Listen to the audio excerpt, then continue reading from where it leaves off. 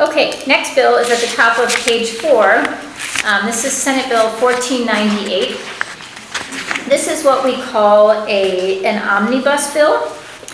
And basically what this means is that they have just thrown a bunch of different subjects in this bill that don't really apply to each other, but it's just like throwing a bunch of different subjects. So the first part deals with late fees.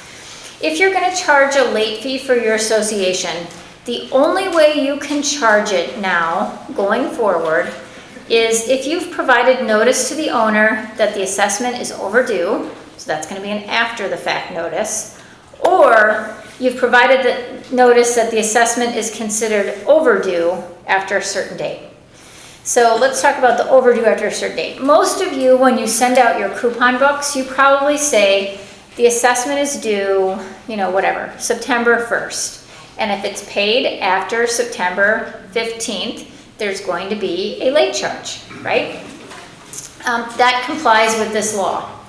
But if you're just sending out a notice saying your assessment is $100 and you're not saying anything about when it's past due and that there's a late charge being charged, under this new law, you cannot automatically charge the late fee. You'd have to, after the fact, send them a letter saying you're overdue and, now a late fee is being charged to your account in this amount. So be proactive. Look at your forms that you're sending out to your homeowners regarding late fees and check to make sure that you're notifying them when the assessment is overdue and what the late fee is. And then just a quick refresher, because we see a lot of problems with late fees in our office. I think we have a case right now where we're dealing with a mess on a late fee. Lots of times the management companies are not charging late fees properly. Okay, so you really need to know the rules on late fees. Planned communities, it's really easy, okay? If you live in a planned community, you can charge a late fee on an assessment once the assessment is 15 days past due by law, okay? Unless your documents, meaning your CC&Rs, call for a longer period to charge, a late fee to they can pay their assessment, in a longer period than 15 days. Most don't. Most of the time we're gonna have in your CC&Rs only that the association can charge a late fee, and they don't say what day we can charge the late fee. Okay, so then the fallback is 15 days past due, bam, charge the late fee. If your CC&Rs say 30 days, you gotta follow your CC&Rs in the planned community, so you would have to extend that to a longer period. In a planned community, you can charge a late fee that is either $15 or 10% of the assessment, whichever is greater.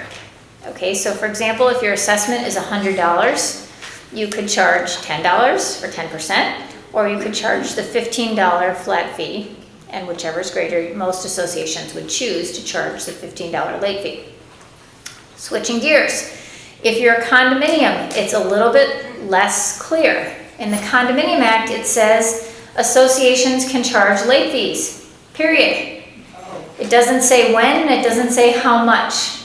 So you need to go and look at your CC&Rs. Most CC&Rs don't say anything about when you can charge the late fee or how much. And so, a lot of the condos like to get a little hoopy and charge big late fees. Be careful on that, because most courts will look at the Planned Communities Act and use that as a baseline for how much you're charging for late fees. One other thing, I think Paige and I have a case right now where a very odd case, but it was condominium, and the Condominium Act, of course, says we can charge a late fee. The management company was following the Planned Communities Act, and I think they were charging a $15 late fee every month, but the CC&Rs called for a smaller late fee than the $15. It actually said the minimum or the maximum they could charge was 10%. And so the association was improperly charging a late fee every month for years, okay? And this resulted in the association being sued last week, or they're exercising their rights to enforce the improper late fee. So the association likely will be sued, and other parties as well. So Be careful on the late fees. Make sure that your management company's checking it. If you ever want me to check for you, for your association, are we charging our late fees properly? Call in on our first Friday. I don't know how many of you have used our first Friday system, but it's a great thing if you don't know about it. The first Friday of every month, you can call in and ask one question for free.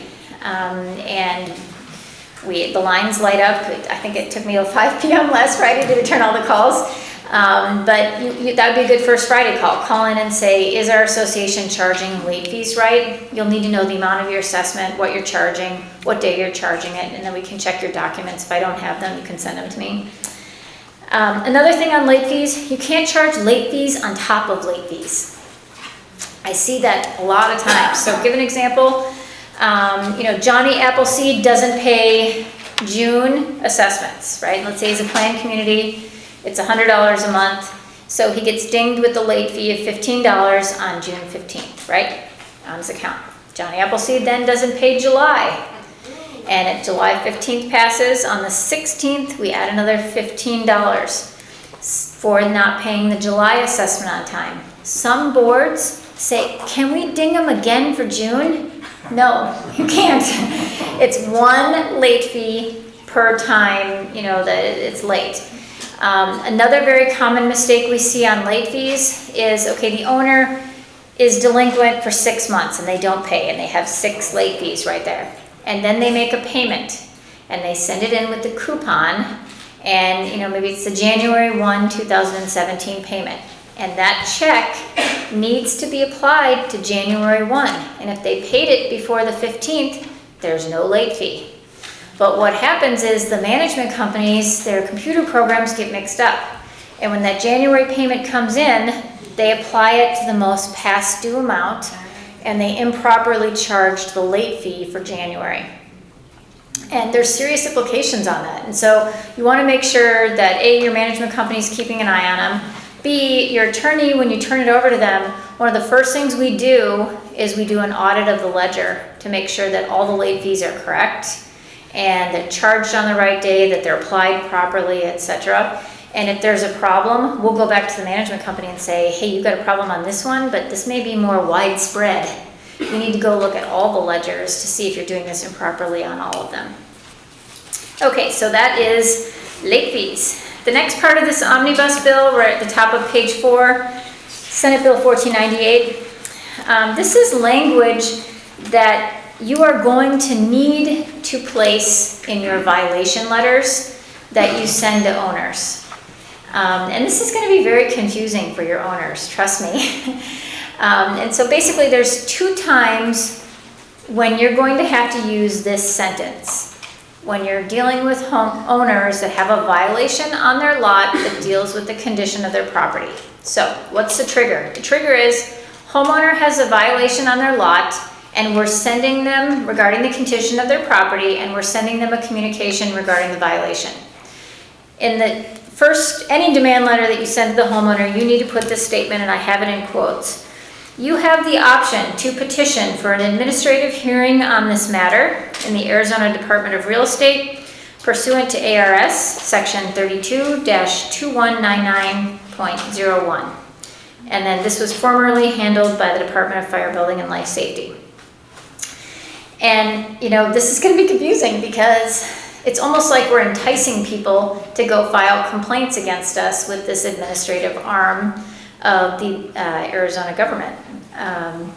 The second time that we're going to have to use that statement is if the homeowner, if we don't put it in the first time that we contact the owner regarding the violation, regarding the condition of their property, let's say you elect not to do it or you make a mistake and you forget to put that in there, then if the homeowner sends a certified letter to you regarding the violation on the condition of their property, then you are required by law to add this statement, and if you don't, you violated the law.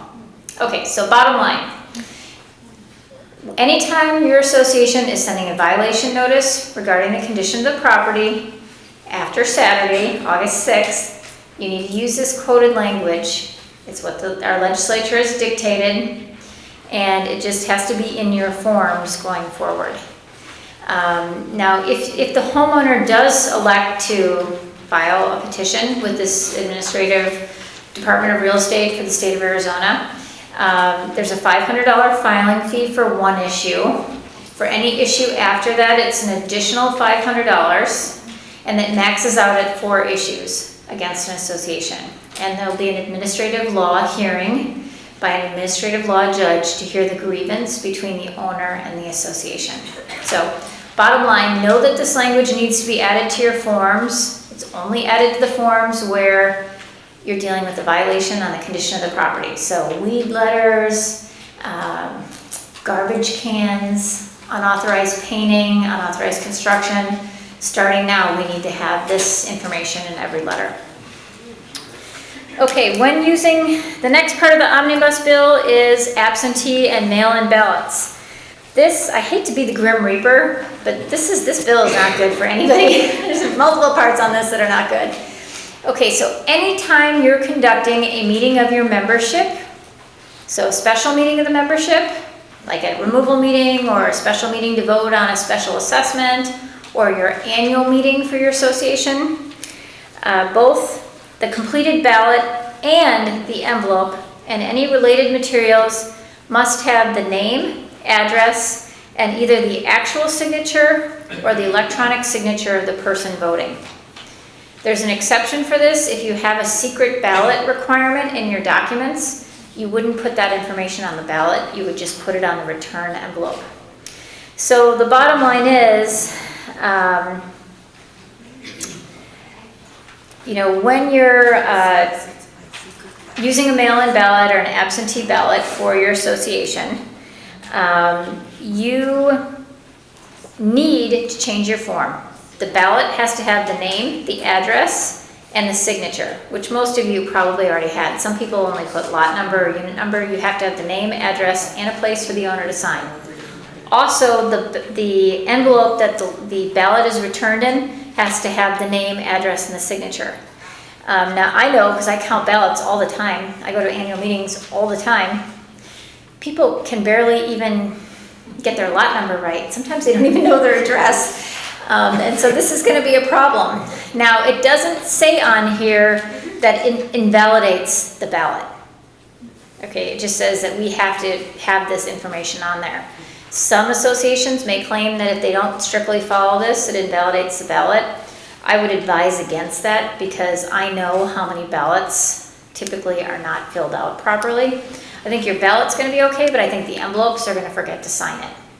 And so what you might want to do to help people is to do pre-printed labels on the ballot with their name and their address, and then have the area where they're supposed to sign highlighted. So all they have to do is vote and sign. And then also have it highlighted on the envelope, so all they have to do is sign. And then put in big bold letter, you have to sign in 2 places. You must sign in 2 places, and I think that's probably the best way to counter this law. Okay, ballots, envelopes, and related materials, including sign-in sheets, must be retained in paper or electronic format and made available for the unit owners or members to inspect for at least 1 year after the completion of the election. You can call that the fire pit law. Remember, we talked about that before, so keep it for at least a year. We think, as general counsel for associations, best practices would be to keep it 6 years. Because if we're sued regarding one of these annual meetings or special meeting of the membership, we need those ballots to defend our position in the lawsuit.